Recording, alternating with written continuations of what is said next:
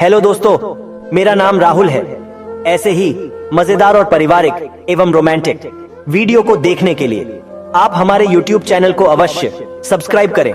Hindi in real stories और इस कहानी को आप ध्यान से सुनिए। चलिए कहानी को शुरू करते हैं गुरुजी के माध्यम से। कहानियाँ नई नई सीख देती है। बच्चों में अगर अच्छे अच्छे संस्कार सिखाने हो तो कहानियाँ सबसे अच्छा जरिया बन सकती है। आज की कहानी आपको थोड़ा भावुक कर सकती है, क्योंकि आज एक इमोशनल कहानी आपके साथ साझा कर रही हूँ। हाँ, इमोशनल करने के साथ एक बहुमूल्य बोध भी आप इस कहानी से सीख सकते हैं, इसलिए इसे पूरा जरूर सुनिए। एक बूढ़े भिखारी की अनोखी कहानी। हर दिन एक भिखारी दरवाजे के पास आकर भीख मांगता था और घर का मालिक हमेशा घर के बाहर आते ही उसे देखकर फिर जाने कहता। कई बार उसके लिए गालियां भी बकता। वो कहता, तू जिंदा ही क्यों है? पूरी जिंदगी ऐसे ही भीख मांगेगा क्या? धरती का बोझ क्यों बना बैठा है?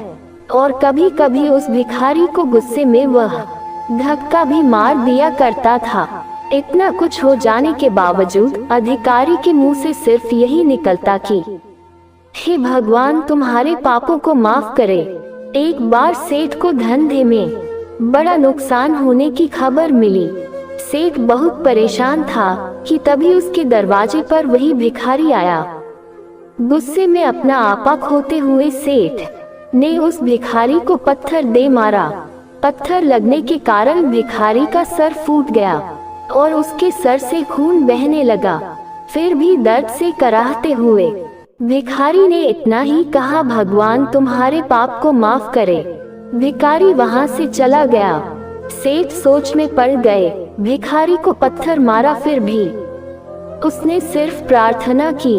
सेठ का गुस्सा शांत हुआ। सेठ का मन शांत हुआ। भिखारी का रहस्य जानने के लिए सेठ ने भिखारी का पीछा करना शुरू कर दिया। भिखारी जहाँ जहाँ जाता सेठ उसके पीछे जाता।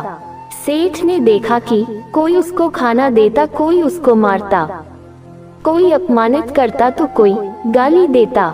लोग भिखारी के साथ चाहे जैसा व्यवहार करते, लेकिन भिखारी सबके लिए एक ही प्रार्थना करता, भगवान तुम्हारे पाप माफ करें।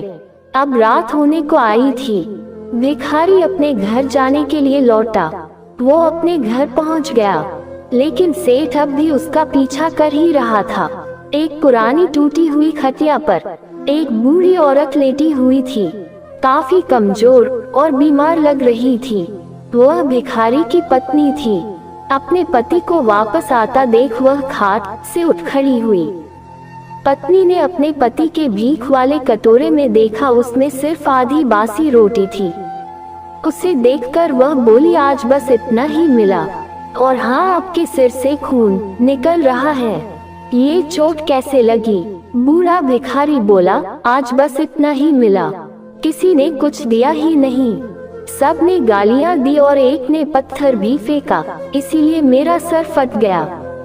एक गहरी ठंडी सांस लेकर बूढ़ा भिखारी फिर से बोला, यह मेरे ही पापों का फल है। तुम्हें याद है कुछ सालों पहले हम कितने अमीर थे? क्या कुछ नहीं था हमारे पास हर चीज जरूरत से ज्यादा थी, लेकिन हमने कभी दान नहीं किया, और उससे भी बुरा हमने उस अंधे भिखारी के साथ किया जो हमारे द्वार पर भीख मांगने आया करता था। बूढ़ी पत्नी की आंखों में आंसू आ गए। वह बोली, हाँ, हम उस बेचारे अंधे के साथ बहुत बुरा करते थे। उसका अपमान करते थे। उसे खाने के लिए रोटी की जगह कागज दिया करते। उसका मजाक उड़ाया करते और कभी कभी मारा भी करते। मैंने कभी उसको रास्ता नहीं दिखाई। एक बार मैंने उसके मुंह पर मिट्टी भी फेंकी थी, और वह हमेशा दुखी होकर यही कहता कि भगवान तुम्हें तुम्हारे किए की सजा देगा। भगवान तुम्हारे पापों की सजा जरूर देगा। उसका श्राप सच हुआ और हम इस दुख भरी जिंदगी में आ गए। भिखारी बोला, हाँ, उसका श्राप सच हुआ, इसलिए मैं किसी को बददुआ नहीं देता। चाहे कोई मेरे साथ कैसा भी बर्ताव करे, मैं हमेशा उसके लिए प्रार्थना करता हूँ। मैं नहीं चाहता कि कोई भी हमारे जैसे जिंदगी का अनुभव करे, किसी को भी हमारे जैसे दुखों का सामना करना ना पड़े। वो नहीं जानते कि वह कितना बड़ा पाप कर रहे हैं, इसलिए अनजाने में हुए पाप की ऐसी सजा किसी को भी मिले मैं नहीं चाहता। सेठ वहीं पर छुपकर यह सारी बातें सुन रहा था। अब उसे सब कुछ समझ में आ गया था। भिखारी और उसकी पत्नी ने वह आधी रोटी मिल बांट कर खाई और भगवान को धन्यवाद बोलकर सो गए। अगले दिन वही भिखारी फिर से भीख मांगने गया। सेठ के घर के पास जाते हैं। सेठ ने पहले से गरम रोटी या उसके लिए निकाल कर रखी थी, उसे देते हुए सेठ विनम्रता से बोला, माफ कर दीजिए बाबा, मुझसे बहुत बड़ी गलती हो गई। बूढ़ा भिखारी बोला, भगवान तेरा भला करे। इतना कहकर वह आगे निकल गया। इस कहानी से जो सीख लेने लायक है वह बड़ी ही सिंपल है कि आदमी चाहे किसी के बारे में बुरा कहे या भला करे, लेकिन भगवान सिर्फ कर्म के हिसाब से उसको फल देता है। क्या हुआ अगर भगवान नहीं दिखता है, लेकिन ये बात बिल्कुल सच है, उसके खाते में सबका हिसाब बहुत बहुत पक्का होता है।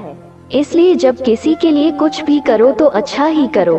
अगर आपको हमारी कहानी अच्छी लगी हो तो वीडियो को लाइक और चैनल को अवश्य सब्सक्राइब करें। Hindi in real stories.